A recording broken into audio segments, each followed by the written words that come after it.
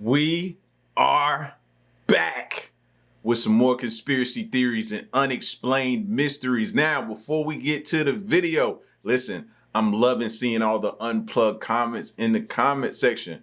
But yo, we still got to unplug some more people out of the matrix. So by doing that, hit that like button and put unplugged in the comment section for us. All right, let us know you unplugged out of the matrix. And if you new, hit that subscribe button, join the family. And now let's get to these conspiracy theories and unexplained mysteries. Let's go.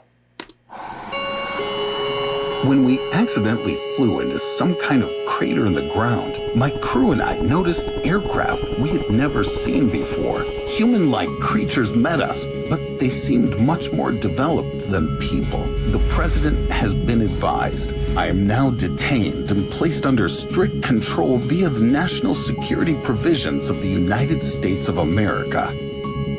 I am ordered to remain silent. These entries from Admiral Richard Byrd's personal diary miraculously leaked into the press in the second half of the 90s. A detailed description of the civilization that lives literally under our feet really shocked society because the records belonged not to some madman, but to a respected American military pilot with numerous state awards. Many questions arise. How could a whole civilization fit underground? Can you trust the words of Richard Byrd? And most importantly, who lives below us? I know a lot of people are sitting there like, no, think about it, bro. We've been seeing a lot of underground tunnels and places where ancient civilizations and early civilizations once lived and roamed at throughout the underground, bro. It ain't as far-fetched as you think. Richard Byrd's claims that he met some mysterious people underground could be considered complete nonsense if there were no examples of such settlements in history. In 1963, a resident of Cappadocia decided to clean up his basement. The man destroyed one of the walls with a sledgehammer and froze in surprise. There was the entrance to a tunnel right in front of him. And when researchers decided to explore it, they found out that the tunnel leads to a mysterious underground city. That's how the settlement of Derinkuyu was discovered. Its tunnel system forms 18 floors and reaches a depth of 85 meters. It's assumed that back in the day, about 20,000 people could have lived in this multi-tiered underground city. Some archaeologists believe that the oldest part of the complex was dug in 2000 BC by Hittites, the people who lived here at the time. Others claim that Derinkuyu was dug by local Christians in the 1st century AD. One way or another, such a complex structure is undoubtedly the work of real masters. Some underground locations of the city are not only converted caves, but also rooms carved into the soft sandstone. In addition, there are rooms in Derinkuyu for the creation of which it was necessary to process a material resembling granite in hardness. To this day, scientists can't understand how people of that time could cut through so many tunnels without the involvement of technology. There's also a well-designed ventilation system, underground wells, and everything to let people stay underground for a long time. Among the underground cities... I'm saying, they knew exactly what they were doing.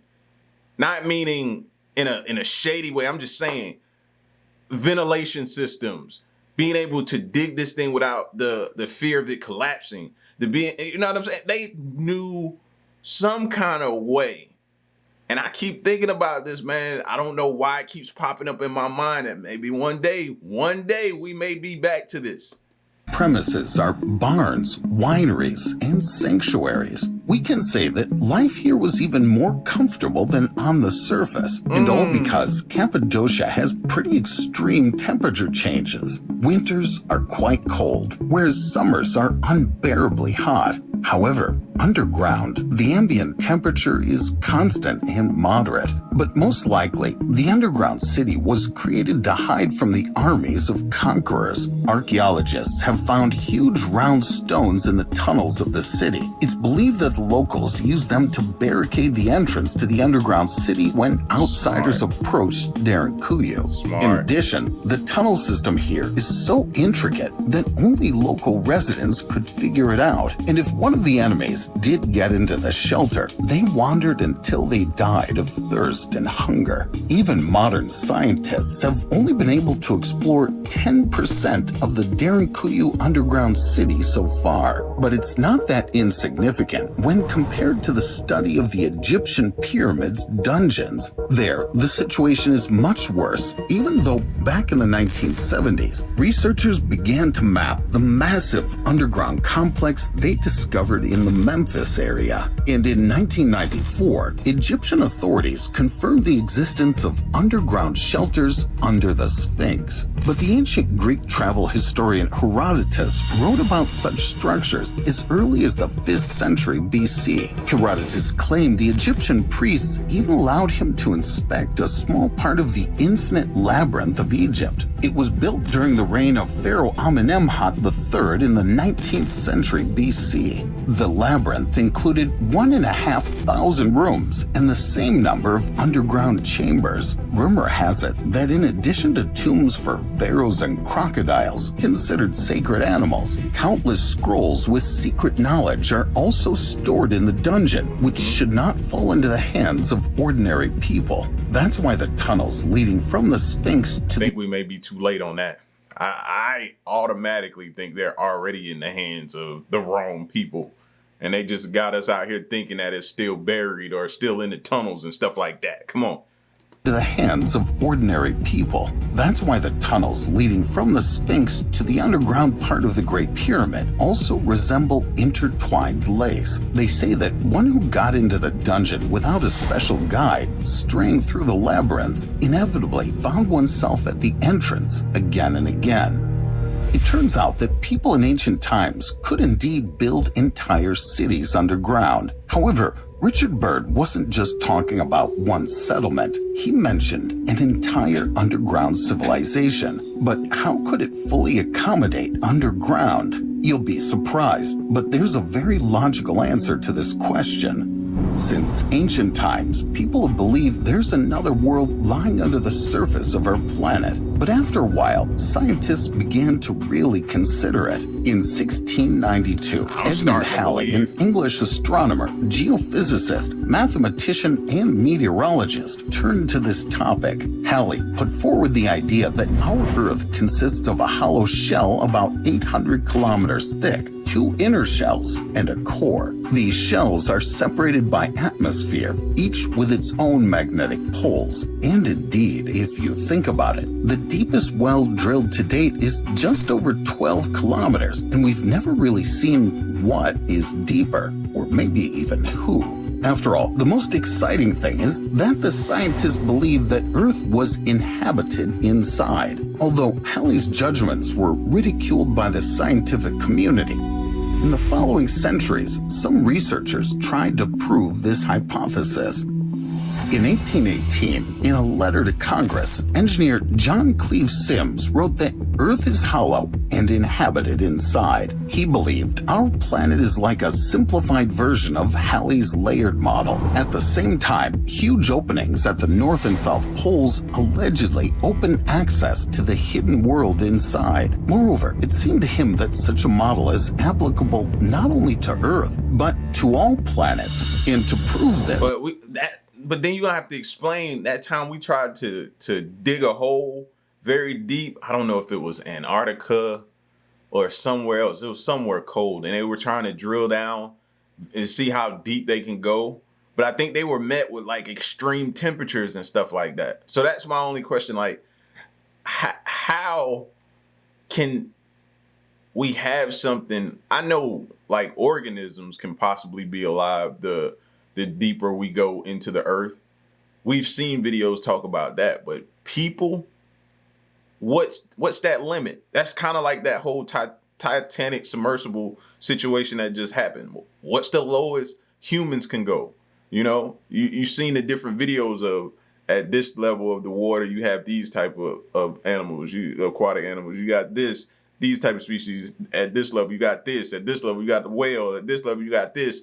You know what I mean? So how far can we make it? It's applicable not only to Earth, but to all planets. And to prove this, he asked Congress for money for the expedition and 100 escorts. Of course, the authorities didn't give a single cent for research. This hypothesis was virtually forgotten until 1908, when the American writer Willis George Emerson published a book called The Smoky God. The author claims his story is based on a real biography of a Norwegian sea dog named Olaf Jansen. The sailor said that one day his ship accidentally sailed into an unusual cave in the waters near the North Pole. As it turned out, it led into the bowels of the earth. After that, the sailor allegedly spent several years with the creatures living in the underground city. Olaf described them as human-like individuals over 3 meters tall. According to the sailor, this underworld even had its own separate sun.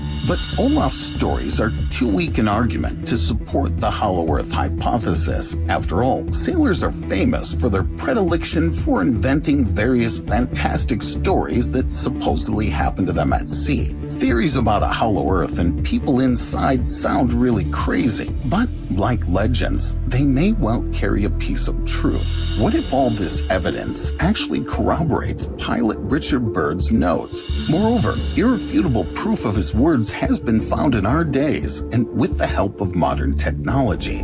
On November 23, 1968, the American spacecraft SS-7 took several pictures of the North Pole in the complete absence of clouds, and a giant black hole is clearly visible on them. The question arises, why has the find not yet been investigated? Moreover, at the moment, any flights over the North Pole, including research satellites, are prohibited. The official version says that these bans are precautionary measures because gravity is weak at the poles, so the force of gravity is unable to hold flying vehicles. But likely, they're just hiding something from the public.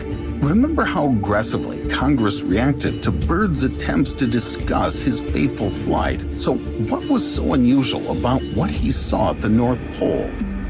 Admiral Richard Byrd's diary entries, dated February 19, 1947, seem normal at first. There, the pilot writes that he woke up early and had been preparing for the next research flight over the North Pole from 6 in the morning. Richard was not an ordinary person. He was a member of a noble family from Virginia. Its roots go deep into the 17th century, and it's rumored that members of this bloodline still play an essential role in U.S. government affairs. In addition, he was not just one of the expedition members, but the first person who reached the North and South Poles by air. The famous admiral also had appropriate friends. Edsel and Henry Ford admired their friend's polar exploits so much that they even financed Byrd's expeditions conducted together with the U.S. Navy. The organization of the flight to the North Pole was at a high level, and everything seemed to go smoothly. But on that fateful day, sometime after takeoff, Byrd noticed a small oil leak in the engine, after which the plane hit turbulence. The pilot was probably trying to cope with. See, and my conspiracy theory brain started thinking that they didn't want him to go. They didn't want him to go. So then did they sabotage it? Did they sabotage the plane and the mission because they didn't want us to find out something? Stuff like that is what I start thinking. So oil leak, just oil. You don't think he would have inspected, over-inspected for this type of mission he's been wanting? No, come on now. Fateful day, sometime after takeoff, Byrd noticed a small oil leak in the engine, after which the plane hit turbulence. The pilot was probably trying to cope with the controls so as not to crash, but instead of falling, the aircraft flew into some kind of cave. taking off from it, the pilot and his team saw a mountain range they hadn't noticed before the North Pole during their previous expeditions. And even more so, the researchers didn't expect to see green valleys and forests behind the mountains instead of snow and ice. At one point, Byrd realized he didn't see the sun, but at the same time, everything around was illuminated by some unusual light. Further in the diary, it's indicated that the radio and navigational instruments were out of order, and the plane seemed to be circling by itself. When it landed on its own, the team saw strange plants and unusual animals, and some of them resembled mammoths. Byrd writes in his diary that some strange flying machines began to approach them after that, and human-like creatures emerged from them. They were tall, with fair skin shimmering with a slight blue-green hue, just like all the local water bodies. These unusual people had white hair and clothes. When they spoke, Byrd somehow understood them. They explained to the pilot that he was now underground and invited him to go with them to see how the underground civilization of Agartha lived. People there move on platforms without wheels and live in houses made of crystals, so their city shines and shimmers with all the rainbow colors. In his diary, he repeatedly wrote that he couldn't find words to describe what he saw, but one thing was clear to him for sure. He met a civilization that surpassed ours in the field of science, culture, and technology. The Admiral was invited to the representative of the local authorities, whom he called the Master in his diary. He told the pilot that in the past, the Agartha avoided human contact and didn't interfere in their wars, but representatives of the underground were very concerned that the human race had learned to use the power of atomic energy, which wasn't intended for humans. Therefore, after the events in Hiroshima and Nagasaki, the Agarthians decided to send their aircraft to the surface in order to study people and try to predict their evil intentions. In addition, after 19... I was about to say, y'all think that's some of the things we're seeing in the skies that we can't explain? Some of these unidentified objects flowing at just tremendous speeds that we can't keep up with? Now, it's interesting if they allowed him to leave. Normally in situations like that, you come across civilizations, they don't want their identity. They fear that you go back and tell and others will try to come there. They could possibly bring diseases, sicknesses, different things like that. So I'd be interested to see if they let him leave just on his own. 45, they tried to communicate with people, but were treated with hostility. Now, Byrd must convey the warning of the Agarthians to the representatives of his terrestrial civilization, because, according to the underground creatures, they've almost reached the point of no return. When the Agartha helped Byrd and his team return to the surface, he immediately documented everything he saw and heard in his diary, and then voiced the message at a meeting in the Pentagon. But the pilot and his crew were strictly forbidden to distribute this information, and Byrd, as a professional military man, obeyed the order. Since then, he's been constantly tormented by a secret he couldn't reveal to humanity. If not for the diary's publication after the pilot's death, we would never have known about this incident. But even now, when Byrd's notes can be read by anyone, I'm willing to bet that most of you have heard about Agartha for the first time. Moreover, having just learned about it, you're still reluctant to believe in the story, as basically I am. After all, in fact, Byrd was a very controversial person. Some believe he not only invented this civilization to interest as many investors as possible, but even falsified his flights to the North Pole. Otherwise, why didn't he take a single photo? Although most sources write that the flights were indeed performed, and during one of the flights, an accident occurred, during which the pilot was poisoned by carbon monoxide and even began to go a little crazy. But what if it was simply advantageous for the U.S. authorities to put Byrd in a bad light? There's only one way to confirm or refute the words of Byrd and his followers: to find the entrance to Agartha. Pictures of the hole, Halley's hypotheses, as well as the stories of a sailor and a military pilot say one thing: the city may be located at the North Pole. The existence of Agartha just explains all the strange things happening here. For example, it makes sense too, man. A lot of things we're finding in the poles, like Antarctica, all that type of stuff like that, we're wondering what's going on there. Are they looking for them and trying to just keep us out the loop? That's what's happening? Something's been going on, though. We've seen tons of videos and been having speculations about something going on there. Might find our answer, y'all. Just explains all the strange things happening here. For example, researchers note that the temperature increases for some reason as it approaches the poles. This phenomenon is called the Arctic amplification, and one of the first to speak about it was American meteorologist William Sellers in 1969. And in the northern polar region of the ocean, they found plant seeds that seemingly shouldn't be in such a cold place. Moreover, it turned out that icebergs around the North Pole are composed of frozen fresh water, not seawater. In addition, scientists found red pollen of unknown origin on these ice blocks. There's another suspicious fact that some bird species migrate to the north before winter. Why flee from the cold to an even colder place? Right. Usually, ornithologists explain the need for birds to avoid competition for food with other bird species that remain in warmer regions. It sounds a little doubtful, and this is not the last possible evidence that somewhere in the north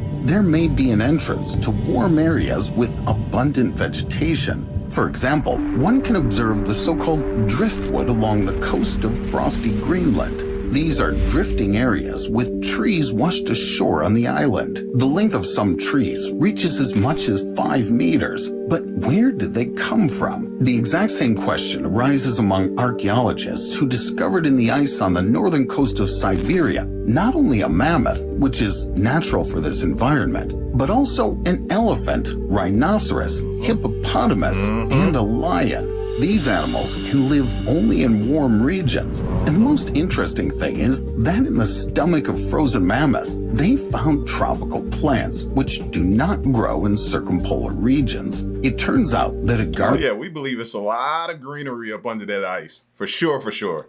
Could be somewhere nearby with its abundance of animals and vegetation. In addition, this city may have more than one or even 2 entrances. This became clear thanks to the analysis of many legends about such an underworld, which, surprisingly, are very similar, although they're found in different countries. For example, in Buddhism, there are stories about a race of superhumans living in the underworld with a capital called Shambhala. This place is only for those people who are pure in heart and have attained enlightenment. The entrance to Shambhala is supposedly located in the mountains of the Himalayan range, but at the same time, it's well hidden. It's believed that you can get there only with the help of meditative practice and the desire for insight. And the Tibetans even call Shambhala the capital of that very Agartha. It's said that the people living there have a scientific knowledge and experience far superior to the knowledge of human beings. That's exactly what Admiral Byrd said. According to some esoteric traditions, Agartha has at least 7 entrances. 3 of them are in Brazil. The first is in Iguazu Falls, the second is in the state of Mato Grosso, and the third is in the city of Manaus. And in Ecuador, there's a cave which, according to local legends, also leads to a dungeon inhabited by superintelligent creatures. It's located in the city of Cueva de los Tallos, and several metal plates with engravings were found in this 200-million-year-old cave. Having deciphered these drawings, Hungarian-Argentine scientist Juan Moritz told the local press that he may be called crazy, but he's sure there are higher beings underground. And that's not all. In the Indian city of Varanasi, there's also something resembling a portal to the underworld. This is the Sheshna Well, which the locals consider the entrance to one of the mysterious cities of the world of Agartha, namely Patala. Legends say that it's home to Nagas, amazing, intelligent creatures that can take the form of a person or a reptile. They rarely appear to people and are engaged in the construction of underground cities around the world. That's why in India, there's a cult of snakes and dragons. This may be how the Agartharians are seen in India. In any case, it's virtually impossible to verify this. According to legends, descending into the well and plunging into its water, you can see a massive stone door with bas-reliefs of cobras, which can't be opened. Well, I'm out. No matter how representatives of different countries and religions call the underworld and its inhabitants, one thing is clear. All these stories couldn't have appeared just like that. And if the inhabitants of the inner earth are so intelligent, they could mask the entrance to their world with the help of unique technologies. But what if it's not we who are really searching, but someone is actually looking for us? American mathematician Martin Gardner claims that our universe is located inside another large hollow world. Right now, its creatures are watching a video about how to find the entrance to the underworld with strange creatures called people who are insanely beautiful and incredibly smart. And in the comments under this video, they write, "Stop making videos about conspiracy theories. This is not science. There are no people, and the author of the video is an idiot." Listen, man, I often ask and pose the questions, are we the aliens? That's not a far-fetched question to ask. The more you start thinking about things, man, and the more you start piecing this puzzle together and continue to unplug yourself out of the matrix, bro, it's like one of those red pill, blue pill situations. Which one did you take? All these underground civilizations, different things talked about, man. In the beginning, it sounds crazy, but the more you dig, the more you start realizing, no, maybe the way you were thinking before was crazy. This might not be. I don't know, man. We got to continue to unplug ourselves. That's all I'm saying. Y'all get at me in the comment section. Let me know what you think. Run the likes up and stick around and stay tuned. Till next one, I'm gone. Peace.